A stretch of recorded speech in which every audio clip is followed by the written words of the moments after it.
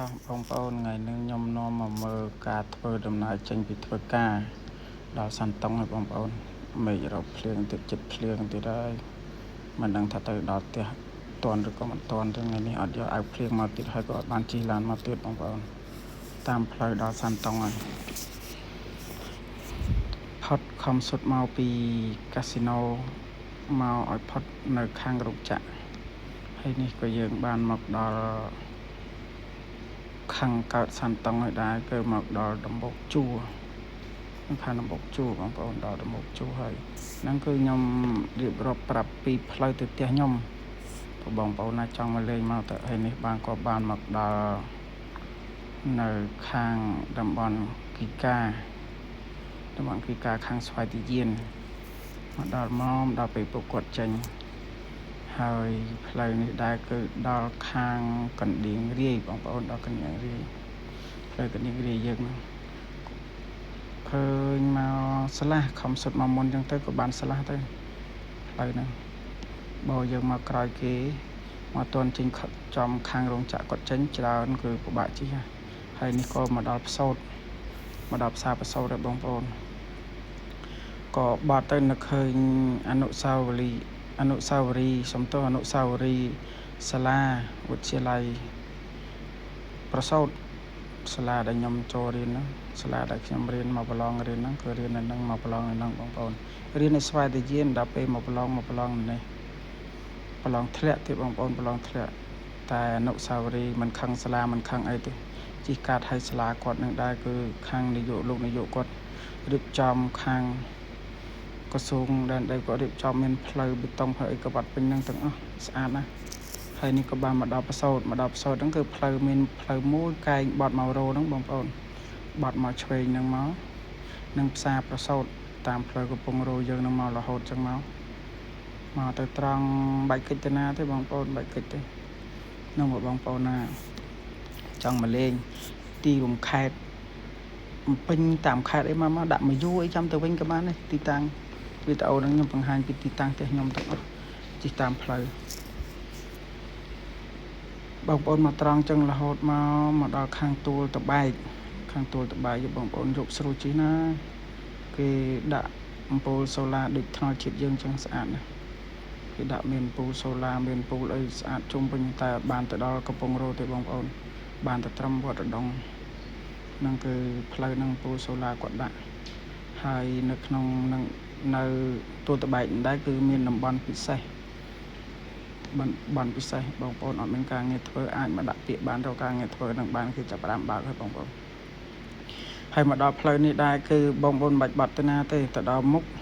មានផ្លូវកែងមួយគឺកែងទៅផ្លូវទៅសំយ៉ោងចាំខ្ញុំប្រាប់នៅផ្លូវហ្នឹងគឺបងប្អូនបាច់បាត់ទៅគឺមកត្រង់មកបើបាត់ទៅតាមផ្លូវហ្នឹងក៏ដល់ដែរតែ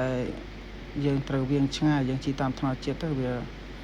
ផ្លូវធំស្រួលជិះជាងហើយវិសុវត្ថិភាពជាងហើយមកដល់នេះដែរក៏មានផ្លូវកែងមួយនៅសាលា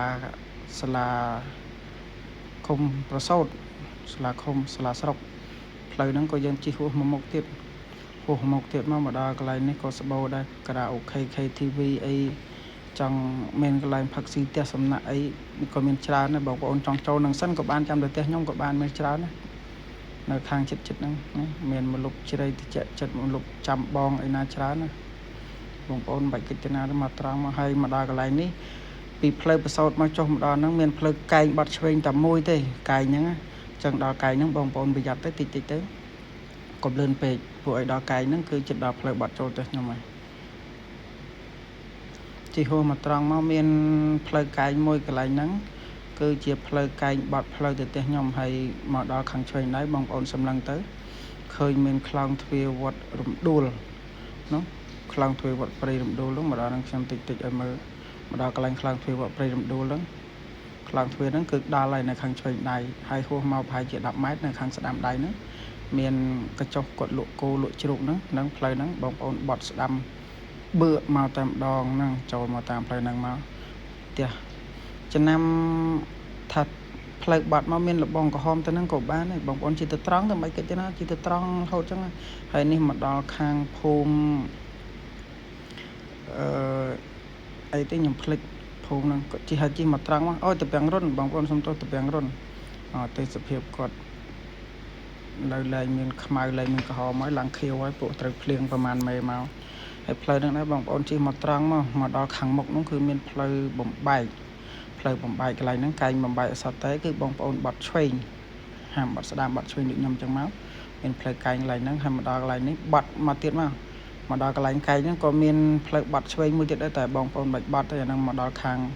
តាពាំងរុនតាពាំងលៀកយើងហ្នឹងនេះផ្លូវហ្នឹងបងប្អូនបាច់ទៅគឺទៅត្រង់ទៅផ្លូវហ្នឹងទៅត្រង់ទៀតច្បាស់ជាង Google ហ្នឹងខ្ញុំផ្ញើវីដេអូហ្នឹងរកទៅខ្ញុំស្រួលហ្នឹងមើលបងប្អូនយើងក៏បានខ្លះក៏បានដោះស្រាយដែរព្រោះភ្លៀងមកប្រហែលមេហ្នឹងក៏ខែហ្នឹងក៏ព្យួរមុតក៏ដាក់ទៅខ្លះក៏ដាស់ហើយអស់ខ្លះក៏នៅទៅហើយទៅដល់ខាងមុខនោះដែរទៅដល់រោងចក្រដែរបងប្អូនទីទៀតខ្ញុំបង្ហាញពីម្ដាយដីដែលខ្ញុំថតវីដេអូថ្ងៃមុនណាម្ដាយដីជីកដីទៅខាងរោងចក្រនេះដល់ហើយបងប្អូនម្ដាយដីធំណាស់ម្ដាយដីហ្នឹងហើយជ្រៅទៀតចឹងខែផ្សាយផ្ដាំទៀត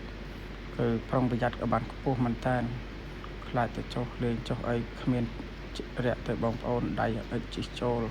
ណែមកខ្ញុំមកមើលខ្ញុំមកប្រាប់ខ្ញុំឈប់ថតប្រាប់ធំមែនតើចូល3ហិកតា4ជ្រុងហើយនៅទៅខាងកើតអាស្រះខាងហ្នឹងជាប់ហ្នឹងគឺមានទៀតមានមហតា4ជ្រុងទៀតហើយនោះគឺជារោងចក្រខ្ញុំសូមឲ្យមើលនោះគឺរោងចក្រគេពេញហើយបងប្អូនគេធ្វើច្រើននៅនោះមាន3តំបន់ផ្លូវរោមកនោះមាន3តំបន់អញ្ចឹងផុតពីស្រះហ្នឹងមកយើងជិះមកត្រង់ទៀតមកដល់ផ្លូវកែងខាងកើតវត្ត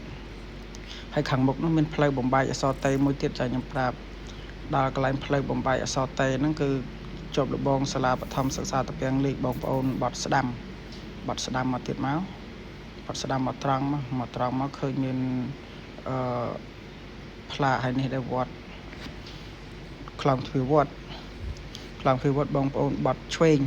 ហើយទៅត្រង់ដល់កៃវត្តទៅត្រង់បងប្អូនហាមបាត់ទៅខាងស្ដាំមិនមែនផ្លូវនោះទេគឺផ្លូវនេះបងប្អូនមកត្រង់មកជិតដល់តែ7គីឡូទៀតដល់ហើយ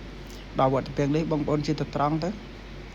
ហើយតាមផ្លូវនឹងដែរបងប្អូនប្រយ័ត្នគោគឺគោច្រើនគោមានច្រើនដែរដែលចំច្រើននៅខាងស្រុកខ្ញុំគោចឹងជីតិចទៅហើយមកដល់នេះគឺផ្ទះបងប្អូនផ្ទះអ៊ំផ្ទះពូអីហ្នឹងលុកទៅហ្នឹងហើយមានផ្ទះមួយគឺផ្ទះមកដល់ហ្នឹងសួរទៅផ្ទះព្រះបកមានផ្ទះបងធីតារាងបាល់ព្រះបកហ្នឹងគេស្គាល់ហើយបងប្អូនជិតដល់ហើយហូបពីផ្ទះគាត់ហ្នឹងទៅដល់ប្រហែលជា100ម៉ែត្រគឺដល់ហើយនេះផ្ទះនៅខាងស្ដាំដៃលបងពណ៌និយាយថាពណ៌ខៀវលបងក៏ដល់ផ្ទះហើយដល់ផ្ទះមកហើយនេះគឺជាតូបប្រព័ន្ធគាត់លក់អីវ៉ាន់តិចតួចចាក់ភួយតិចតួចបងប្អូនលក់ខ្លួនឯងផងហើយអ្នកស្រុកអ្នកជិតខាងតិចទៅលក់បើកមិនធំទេអីវ៉ាន់ចាប់ភួយដែលរកកូនបើអត់ឃើញនោះមកពីណាដែរកូនបើអៀនឃើញខ្ញុំថតកាមេរ៉ាអៀនអត់ចូលទេអត់ចូលអៀនគាត់មានបន្លែស្រស់សាច់ស្រស់មានសាច់ជ្រូកសាច់អីបន្លែអីងៀតជ្រក់អីប៊ីយ៉ាអីស្អីក៏មានដែរបងប្អូននៅក្នុងនោះ